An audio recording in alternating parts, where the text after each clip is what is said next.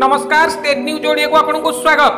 टांगी थाना अंतर्गत उजुड़ा अभिमानपुर ग्राम रे अघटन माँ झील शव रेल धारण बास्यरू मिला। घटनार प्रकाश जे गोदिशा गोदा थाना देईपुर ग्रामर झरण स्वाई 25 वर्ष सह अभिमानपुर ग्रामर प्रमोद स्वाई 2 वर्ष है बह होता। बह समय बरघर तरफ दाबी मुताबक समस्त दाबी को पूरण कर किंतु बहर 5 मास पर शाशुघर लोक पाखु झरणा को शारीरिक और मानसिक निर्यातन देवा आरंभ है। यही घटना को नहीं उभय पक्ष ग्राम में बसी समाधान करते किंतु पर मुहूर्त पुणी एभली अत्याचार बढ़ी ग्रामवासी माने पुनश्च यार समाधान करते। तेरे आज सकाळु निकटस्थ रेल धारण पार्श्व माँ और झीर शव मिलता। ए खबर शाशुघर लोक मैंने जानी शव दुईटी को आनी निज खलार लुचाई रखिते।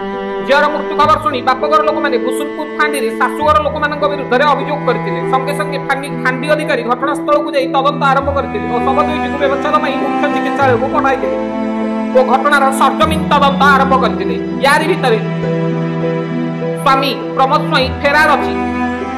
खोर्धारू Sanjay report state news Odia. आम सहित जोड़ी रही आम चैनल को लाइक सब्सक्राइब शेयर करने को जमारू भूलिबेनी।